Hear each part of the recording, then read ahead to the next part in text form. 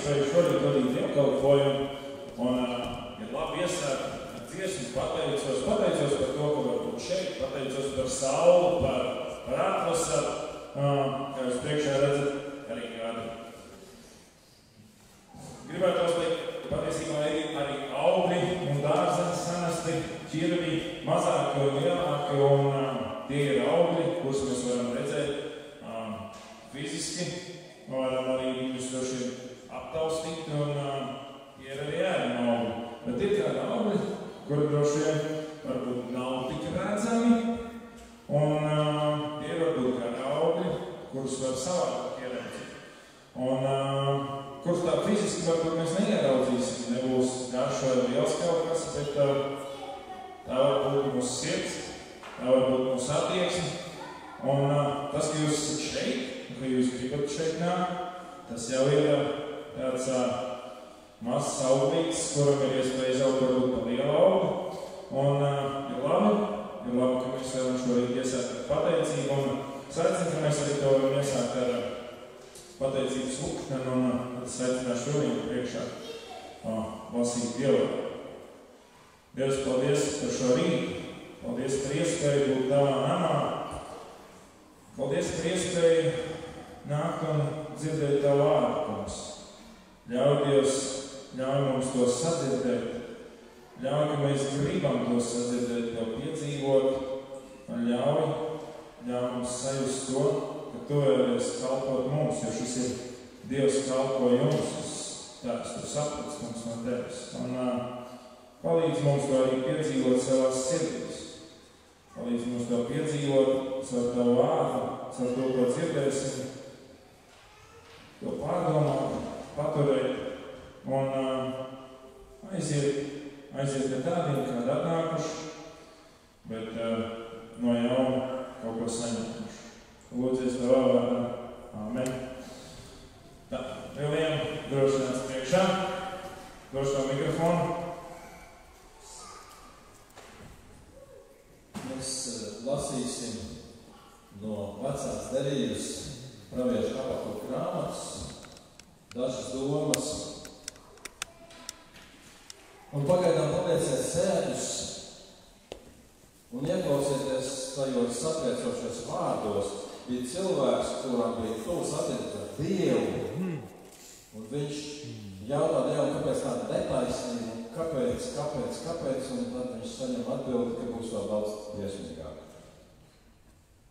Un ka viņš uzzina, ka viņa tautu gaida gandrīz vai iznīcība, viņa pārņem tādas sajūtas, kā viņš jau tuvotos Dievu tiesai pats, kā mums vajadzētu bieži vien trīcēt un drebēt, domāt, ka mums būs jānostājas svētā Dieva priekšā, ja ne viņa žēlastība. Un ieklausāmies, kā viņš jūtas uzzinot Dieva spriedumu par savu izredzēto Izraēla tautu. Kad es to dzirdēju, nemiera trīsas izgāja caur manu miesu. Mans lūpas nodarbēja, atskanot balsī. Nāves bailes pārņēma mani. Kaulos kļuva sajūtams nengarums. Es trīcēju visā savā ķermenī, it kā savas bojā es stundā. Bet man mierīgi ir jānogaida līdz nelaimes piemeklējuma dienai, kamēr pienāk klāt tā tauta, kas mums uzbruks. Viņš ir šausmās. Bet tad notiek kaut kas neticams. Viņš saprot, ka viņam ir kaut kas lielāks, un viņš pasaka vārdus, kādiem līdzību nav vispār Bībelē. Vieni no pašiem iedvesmojošākiem un izcilākiem vārdiem. Un tos mēs lasīsim kopā. Es ceru, ka jūs varat saskatīt. Tagad gan celsimies visi kājās un visi lasām 17. un 18. pantu. Ja vīnes koks arī neziedēs, un vīna kokam nebūs koka, un ja nepiepildās arī cerības, kādas bija liktas uz eļļas kokiem, un arī tīrumi nesniedz nekādu barību, ja sīklopi būtu izzuduši no apkokiem, un kūtīs nebūtu arī vairs neviena lopa. Tad es tomēr gribu gāvielēt savam kungam un likt izpausties savam priekam par savu glābēju, savu Dievu. Tas ir Dieva vārds. Mūsu Tēvs, paldies, ka Tu esi ar mums dzīves traģēdijās, šausmās un arī labajos brīžos. Paldies, ka mēs dzīvojam tik mierīgi un arī nodrošināt dzīvi. Mēs nezinām, kas mums gaida, jau varbūt esam to nākotnē, bet esam Tev pateicīgi par to labo, ko līdz šai dienai esam saņēmuši. Pateicamies, ka atkal ir ražas laiks, un ka raža ienākusies, mums visiem ir ko ēst. Mēs redzam Tavas svētības. esam pelnījuši. Māc mums tā Tevi iepazīt, iemīlēt, ka mēs arī briesmu priekšā varētu šādi gavilēt, kā Tavs pravietis. Āmen. Un mēs dziedāsim kopā 2 dziesmas, arī, lai mēs paliekam kājās, kāda doma? Mēs varam palikt kājās, Tā kā brīvi. Es aicinu, ka mēs jūtamies brīvi un dziedāsim mēs 3 dziesmas, jo dziesmas nekad nevar būt par daudz. Un esiet brīvi, jūtieties nepiespiesti, jūtat sirdīgi, gribat stāvēt kājās, stāviet. Ja vēlaties dziedāt kopā ar mums, dziediet, jo visu, ko mēs darām Dievam par godu, ne jau lai sevi celtu.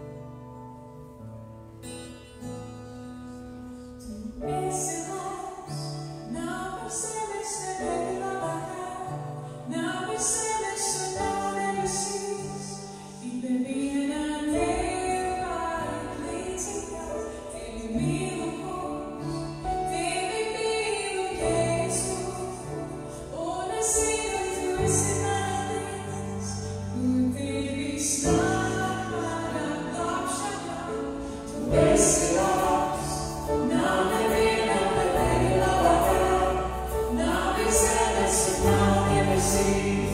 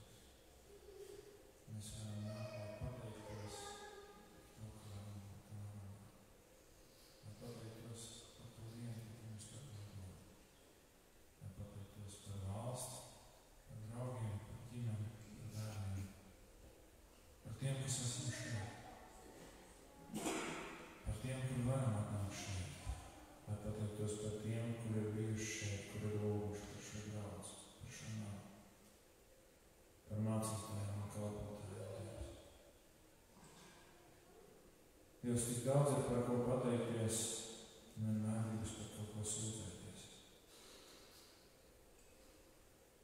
Dievs, māc mums būt pateicīgiem. Māc mums sadzirdēt Tavu vārdu, it īpaši tad, kad mēs to negribam dzirdēt. Māc mums būt atvērtiem. Mums palīdz šai rītā tiem, kur nevar būt šeit. Mums aizskar viņas sirdis, aizskar viņas miesīgi un garīgi, Dievs, dziedini viņu dvēseles, dziedini viņu miesas, kungs. Pieskaries slimajiem, pieskaries neveselajiem. Pieskaries tiem, kas nav meklē,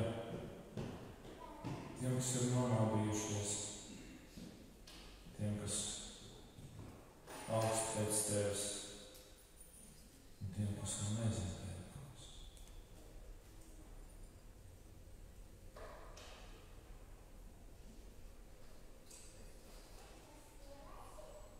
Paldies, Dievs, ka mēs esam šeit, un mums ir tā iespēja Tev pazīt. Ka Tu esi mūsu cerība, ka Tu esi mūsu glābšana, ka Tu esi mūsu pestīšana, ka Tu esi tas, kurš var vairot augus, tur, kur zem liekas neauglīgums. Ka Tu esi tas, kurš ūdens spēj pārvērst vīnā, kurš bezcerībā iesēja cerību, noņem šaubas, kurš atkal nevar piepildu, atjauno. Paldies, ka Tu esi mūsu spēks un vairogs, un ka Tu esi uzvarējis un grēku un pasaules ļaunumu. Tu esi samaksājis caur savu Jēzus Kristus asnību. Dievs, paldies, ir vienīgais vārds, kas spēj to pateikt. Palīdz, ka šis paldies izsakņojas mūsu sirdīs, un mēs spētu apzināties un šo upuru, šo pienesumu un to dāvanu, to žēlastības dāvanu, ko Tu mums esi parādījis. Dievs, es lūdzu par mūsu mācītāju Elmā, par draudzes kalpotājiem, par katru vienu, kas mēs esam šeit. Par katru vienu, kur mēs gribam kaut ko darīt, par katru vienu, kur mēs darām, par katru vienu, kurš arī skatās otrpus ekrānā. Dievs, aizskar, piepildi, atjauno, iedrošina un vada savā žēlastībā, savā sirdsgudrībā, kungs, un Tavs prāts notiek mūsu dzīvēs. To lūdzies Tavā vārdā.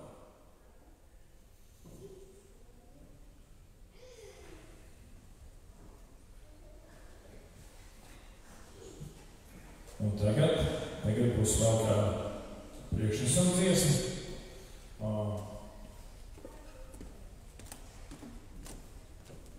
kur, cik es zinu, arī ir vārdi uz ekrāna, kā jums ir iespēja arī sekot līdz vārdiem un ieklausīties vārdos, mēģināt sajust un saprast, ko tie vārdi nozīmē man. Pat ja reizēm mums kāda dziesma liekas varbūt, tā gan ir tik sauka, tur, vai tiešām nevarēja vairāk epitetus kāds uzrakstīt. Mēģināsim nevis nosodīt to, kas ir vienkārši, jo mīlestība jau patiesībā ir vienkārši. Tā neko daudz no sevis neprasa. Un reizēm to vajag ietēt repetitos, kā to darīja senāk, kā rakstīt dzēju. Bet reizēm to vajag pateikt, varbūt vienkāršos vārdos, un nevajag meklēt tik daudz izskaistinājumu. Mēs katrs varam priekš sevis kaut ko paņemt, un es ticu, ka jūs arī varat paņemt no katras dziesmas. Būsim atvērti un ļausim, lai Dievs runā mūsu sirdīs.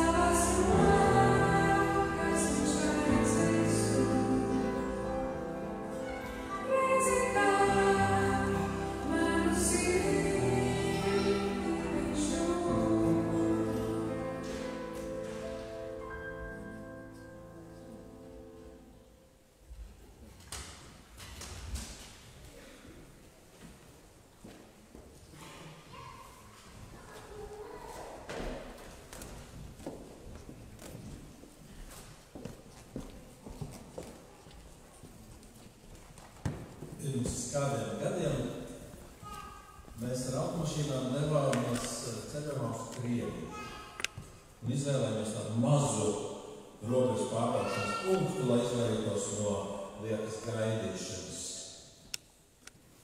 Un pārbraucot pāri robežai, man pārsteidza tāds kā tunelis, kādas milzīgas sienas abās pusēs, 4 metru augstu Latvāju.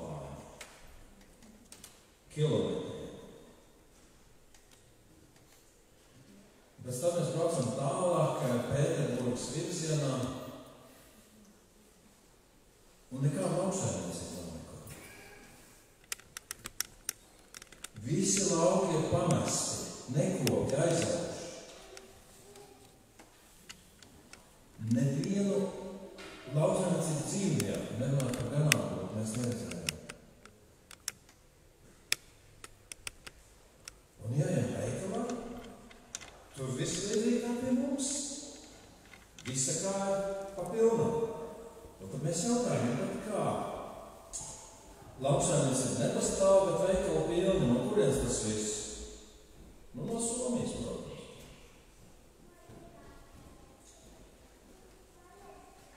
Šodien mēs domāsim par ražu, par augļiem. Un 3 dažādos veidos. Pirmkārt par tiem redzamiem. Tiem augļiem, kas ir dabā. Un tad mēs domāsim par augļiem, kas ir katrā no mums. Un tad mēs domāsim par augļiem mūžībā. Kad mēs ieejam pārtikas veikalā, un katrs plaukts, kas ir pilns ar dažādiem produktiem, mums tā kā sauc pretī, ir bijusi raža. Laba raža, ir ienākušies augļi un dārziņi, un izaugusi labība, un izauguši lopi, un ir piens un gaļa, un viss, ko no visiem šiem produktiem var saražot. Mēs to droši vien uzskatām paši par sevi saprotam. Kā citādāk vispār varētu būt? Un lasām kopā par to, kas ir tas, kas liek tam visam izaugt no 104. psalma, es ceru, ka tur vārdi iet mums priekšā, 13. un 14. pantu, un tur ir tie vārdi adresēti Dievam. Tu veldzē kalnus no savas debesis pils, ar augļiem, ko tu audzē, piepildās zeme. Tu liec augt zālē par barību lopiem un dažādiem augiem cilvēku vajadzībām. Tu liec zaļot sējai, lai nāktu no zemes maize.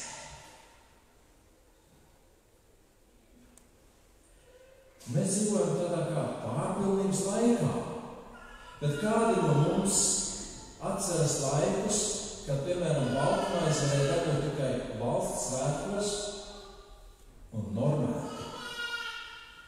Un kādi atceras baisos kara laikus, kad cilvēki cieta badu,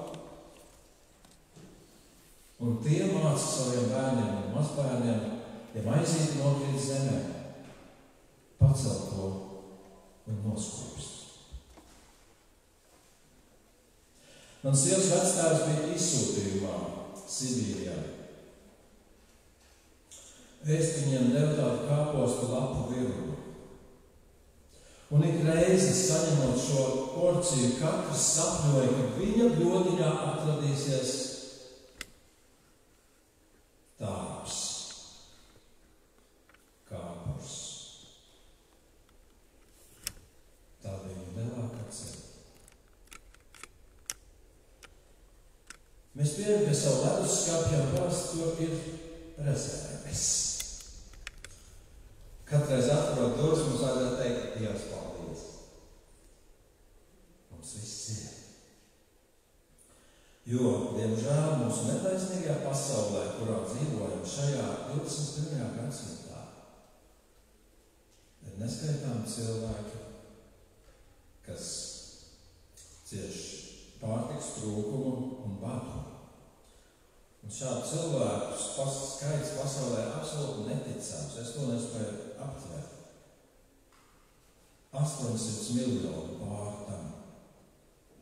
800 miljoni cilvēku, kas cieši izsaukumu,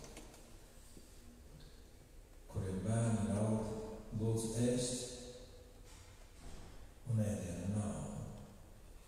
Ja un pasaulē gadu no bada un ar to saistītām slimībām nomirst 9 miljoni cilvēku. Mokās, sāpēs, izmisumā. Un no šiem 9 3 miljoni ir bērni.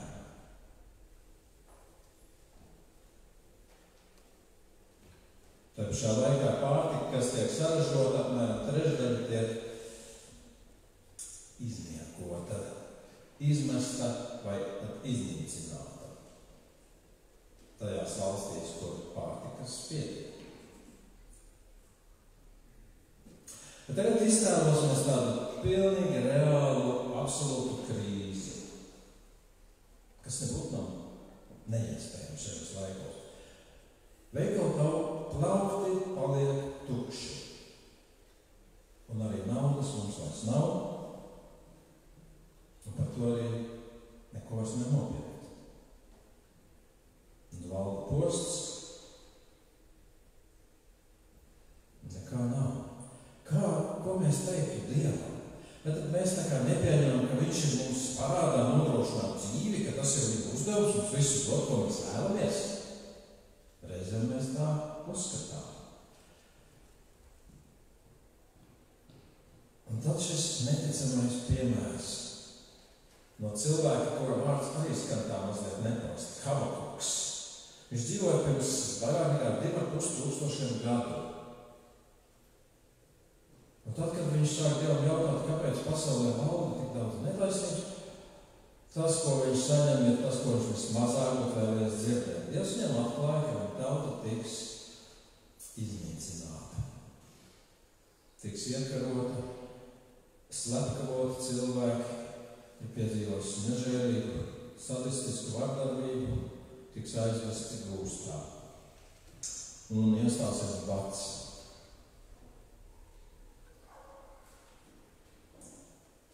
Kā šis cilvēks spēja nonākt pie šiem vārdiem, ja pilnīgi nekas neizaugs? Ja nekas nenesīs ražu, ja nekā nebūs, būs nožēlojumi, noplicināti tāda kā pēc bumbas sprādziena, lai es varētu teikt zemi, kur nekā nav. Tad, ko tad? Viņš saka, tad es gavilēšu. Tad es priecāšos par savu kungu, par savu Dievu. Vai viņš ir riktīgs? Viņam viss kārtībā? Viņš saprot, ko viņš runā? Kā uz to skatās? Kāds varētu domāt, ka viņam kaut kas ir aizgājis ciet? Bet viņš bija atradis tādas attiecības ar Dievu. Tik ļoti viņu iemīlējis, ka šī viņa paļāvība uz Dievu jau pat par sevi ir kaut kas pārdabisks, dievišķs. Un kā es teicu iepriekš lasījumā, es atkārtošu vēlreiz, tie ir viena no skaistākajiem un neticamākajiem vārdiem visā Bībelē. Ja nekas neizaugs, vīna kokam nebūs augu, eļas koks nedos neko, lielok nebūs, viss būs tukši, nekā nebūs. Tad es tomēr priecāšos. Priecāsies tādā traģēdijā, un vēl tā tauta tiek vispār slepkavot. Un es gavilēšu par savu Dievu.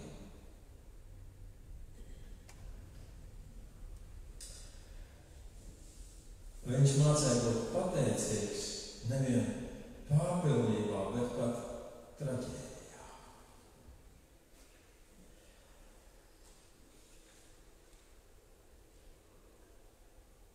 Stāvas puika un uzmanīgi skatās, kā mācītājs naglo žoga dēļus.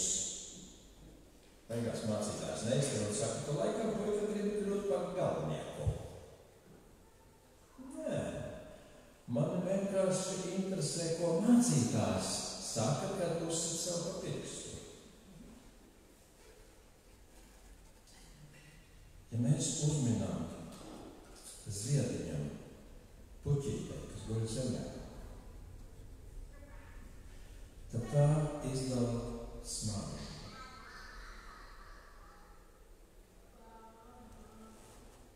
Mēs varbūt kaut ko audzējam. Man ir dārs, citam dobīte, citam uz palodas, un cits neaudzē neko. Un tomēr. Katrs mēs sevi audzējam garīgus augus.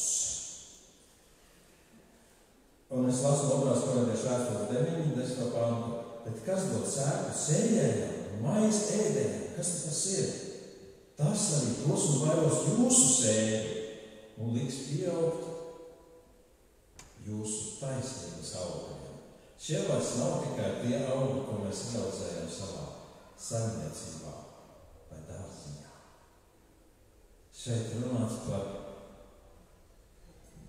netveramiem, nenosveramiem, bet ļoti reāliem augļiem. Ja es saku, ka koku pazīst pēc tā augļiem, un viņš saka, jūs esat vīna koka zari, es esmu vīna koks, viņš par sevi saka. Bet ja kāds nenes augļus, man tie vārnieks varētu šaušalīt to nocērt un viņam ugunī. Pāvils 8. Galatiešiem 5. nodaļā apraksta gan gar augļus, gan vispirms viņš tiem pretstata miesas darbus, ko varētu saukt arī kā indīgos augļus, ļaunos, nevēlamos. Un tas ļauno darbu saraksts ir krietni garāks. Un tā nobeidz tā kā turpmāk vēl, un tam līdzīgas lietas. Un es lasu, miesas darbi ir skaidri redzami.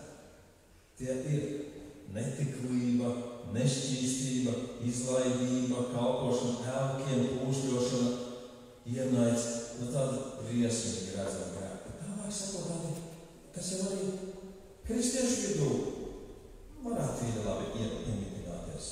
Ķildas, greizsirdība, dusmas, patmīlība, nesaticība, šķeltniecība, skaudība. Un tad atkal nobeidz šo sarakstu ar smagu artilēriju, dzeršana, dzīvošana un tam līdzīgas lietas, par kurām es jūs tagad brīdinu. Tāpat kā jau iepriekš esmu jums sacījis, tie, kas tādas lietas dara, Dieva valstī nemantos.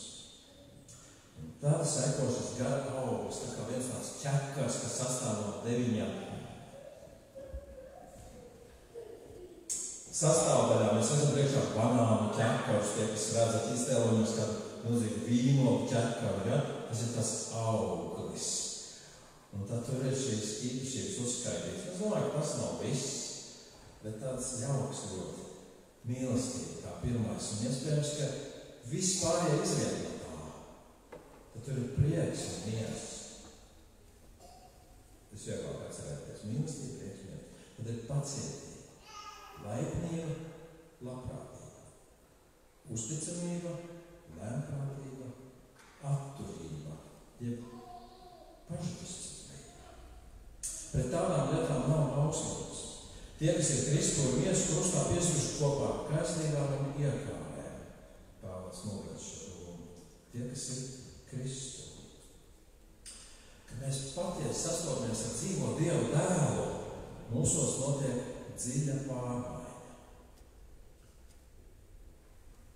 Viņa gars sāk mūsos veidot šo neparasto īpašību kopumu, šo gara augli. Un vajadzētu būt tā, ka jo ilgāk mēs esam Kristus sekotāji, jo vairāk mūsos vajadzētu redzēt, pamanīt, izjust šīs neticamās īpašības. Un tad mēs vairs neliksim priekšplānā to, kā es jūtos, kas man patīk un kā es uzskatu.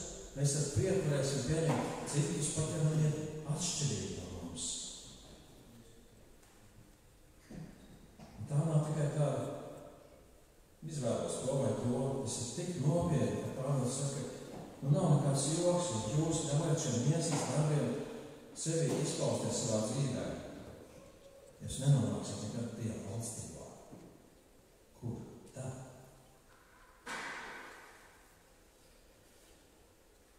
Un vēl viņš saka, ka pat uz tālāk. Tie, ko cilvēks stēja, to viņš ir ļaus, jo Dievs par sevi neļauj smieties.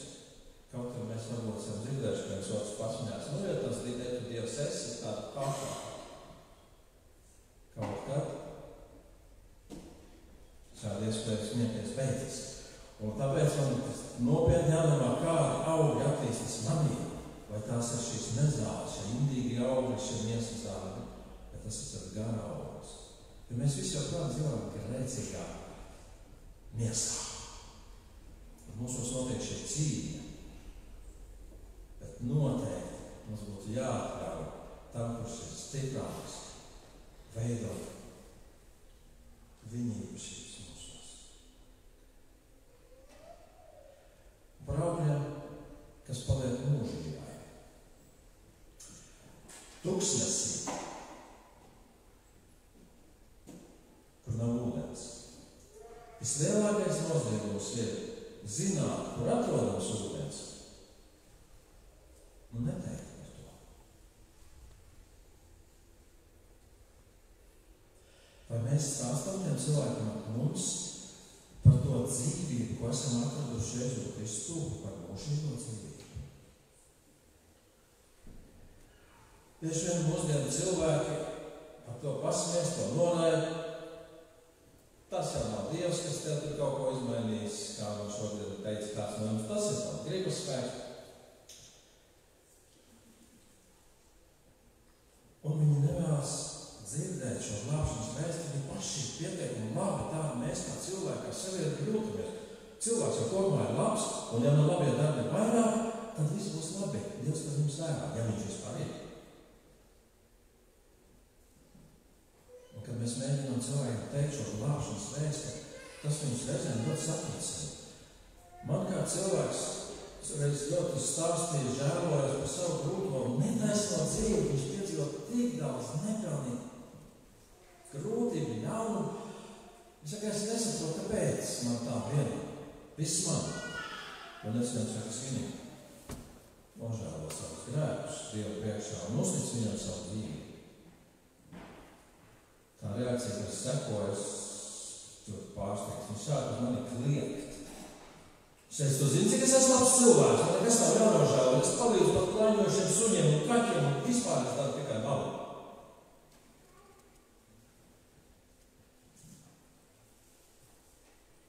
Savukārt, Dieva dēls nāca meklēt un glābt ne jau labos, taisnos un pareizos. Viņš pats saka, bet es esmu nācis meklēt tos grēcīgos, tos ļaunos, tos samaitātos. Un viņus glābt, vest Dieva dzīvībā, dot viņam piedošanu. Jo viņa vēsts ir tāda, mēs visi esam ļauni, bezcerīgi. Dieva acīs pelnījuši tikai soli. Mēs nevaram sevi izpirkt un samaksāt ne par sevi, ne par kādu citu. To varēja tikai viņš, Dieva dēls, kurš kļuva par vienu no mums, atdeva savu dzīvību, izlēja savus asinis, nomira un uzcēlās no nāves. Un ja mēs nožēlējam to, kāda esam, uzticam viņam savu dzīvi, tad viņš pasniedz mums šo glābšanas rīķi. Mums bieži vien ir nērts cilvēkiem par to runāt, un viņi taču vēl negrib dzirdēt, viņi netic, viņi pasmējās, un mēs tādi muļķīši paliekam, labāk, lai man ir dāvā par mani liecina. Arnolds Bukstiņš bija jauns kristietis, ļoti kautrīgs pēc dabas. Viņam nedeva miera doma, ka viņam ir cilvēkiem jāstāstā par Jēzu. Un viņš Dievam saka, no tu taču redzi, kāds es esmu, es nevienam svešus tā nevaru uzrunāt, no jebkurš cits, es esmu pats pēdējais, no kur tu varētu kaut ko tādu sagaidīt.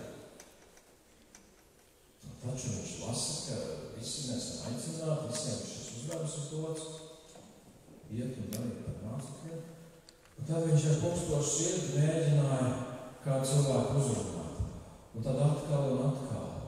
Un pamazām viņa prasmes auga. Tad, kad es ar viņu iepazinos, viņš bija ļoti jauneklīgs 80 gadnieks. Un tad es redzēju, ka autobus pieturā viņš pied pie jauniešu grupiņas. Ar viņiem sāk tādu sarunu, nepiespiest. Un man bija mute vaļā, ka tie lielu interesi viņā klausījās un debatēja. Es tajā laikā bieži tikos ar diviem brāļiem no Lietuvas, kur šeit dienēja mūziķu bataljonā Rīgā. Un viņiem bija ļoti daudz jautājumu par Jēzu Kristu, par kristietību un tādu ievēlību. bezgalīgi. Un es tā gāju nedēļu no nedēļas pie viņiem, mēnesi no mēneša, man likās pilnīgi pietiek. Tur bezceļas ir viņiem, uz katru atbildi ir vēl 5 pretjautājumu. Tā lūdās laika tērē. Un tad es iedomājos, uzaicināšu viņus uz mūsu no Bībeles grupu, un tur bija arī šis Arnolds Burstiņš. Viņš ar viņiem parunāja, ļoti ātri atšifrēja, kāds ir viņa iekšējais stāvoklis, un viņus saka, vai jūs vēlētos tagad uzticēt savu dzīvi Jēzum Kristu?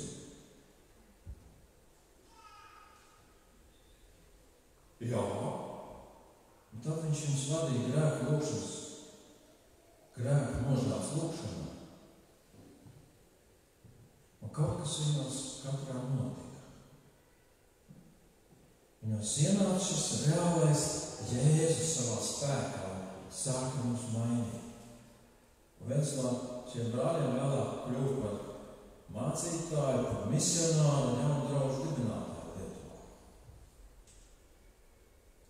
Tas sākās no kā kautrīga cilvēka, kurš saprata, ka tas ir arī viņa aicinājums.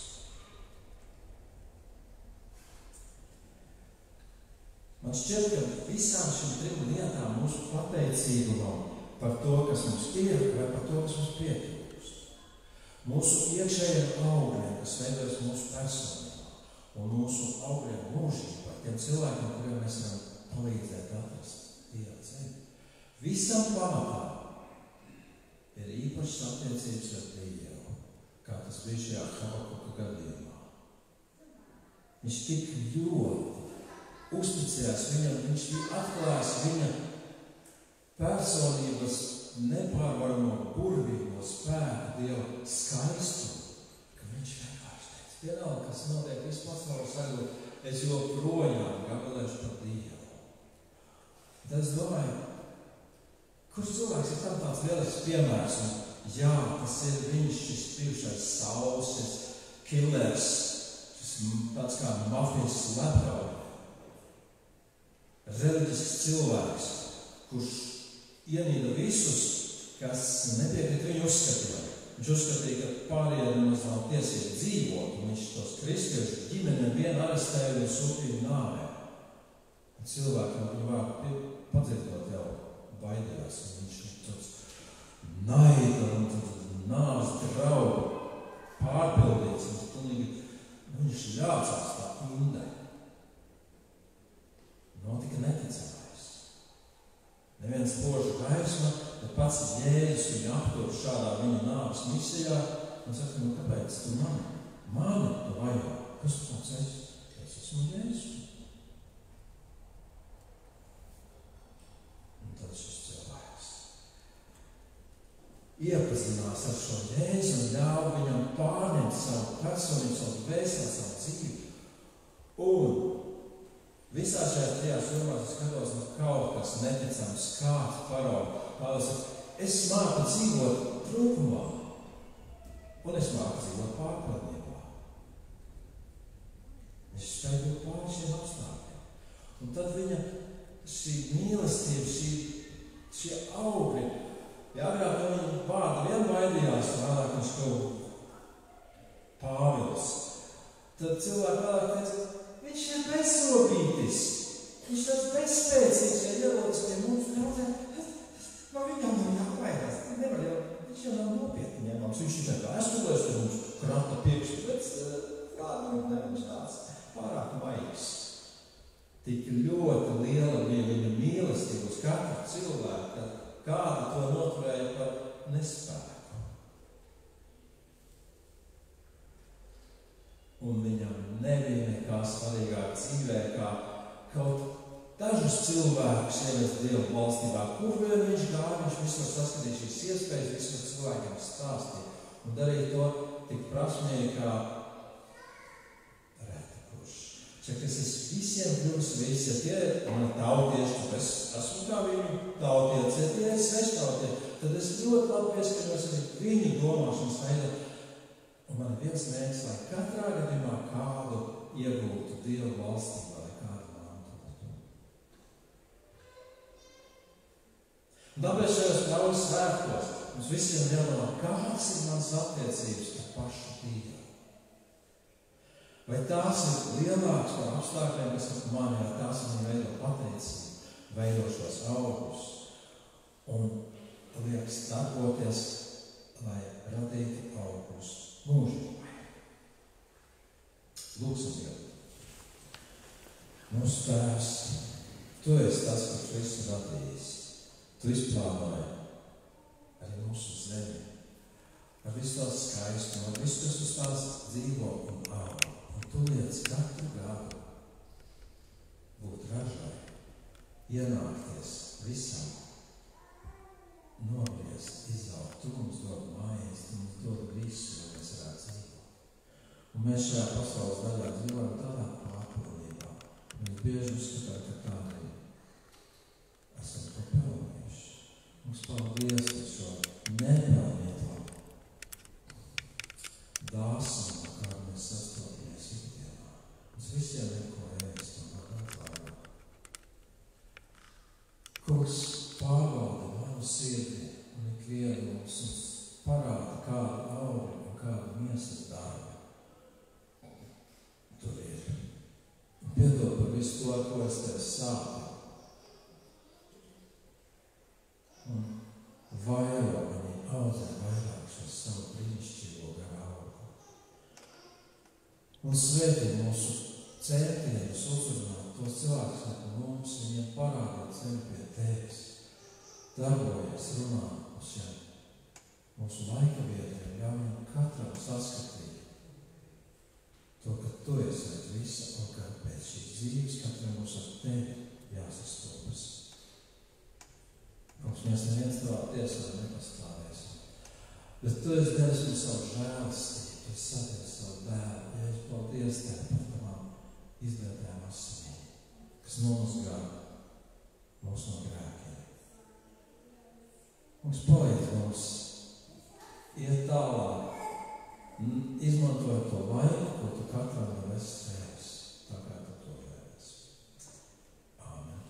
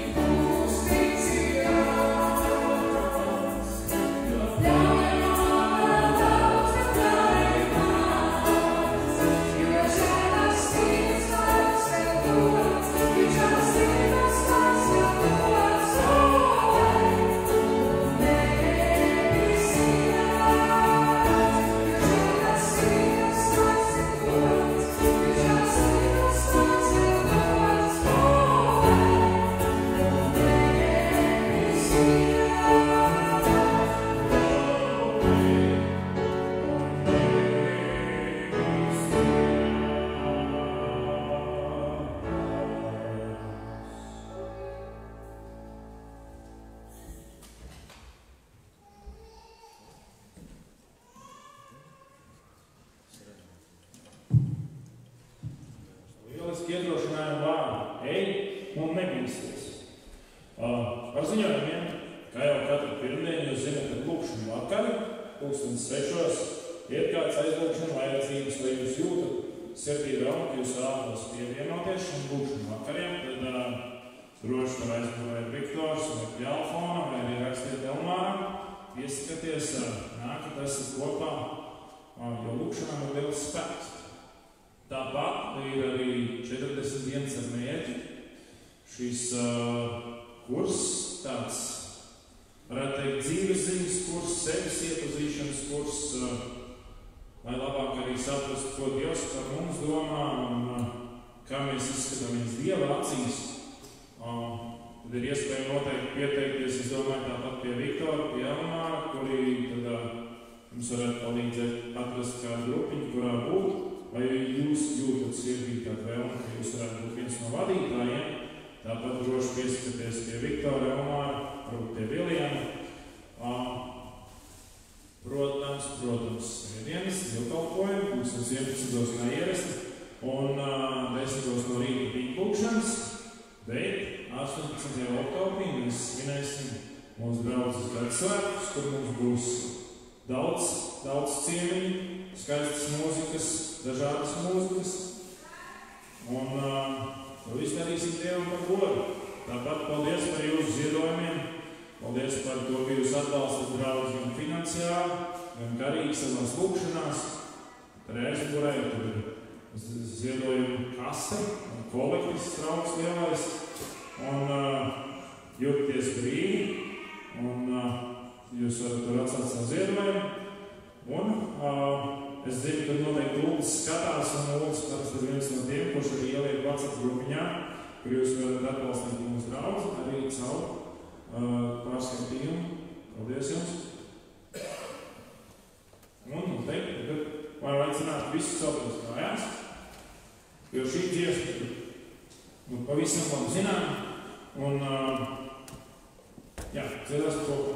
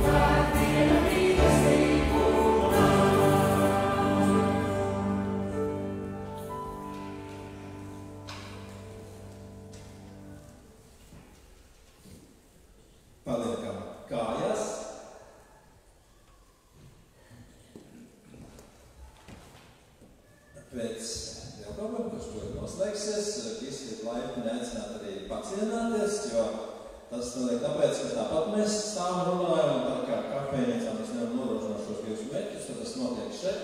Un ļoti atvainojos visiem tiem, kam tas šķiet nepareizi, tā tas notika tā pārāk impulsīvi un nevienu par labu, ka tā jau ir šo mēnesi, visu laiku šī sadraudzība šeit zāles aizbūtu redi.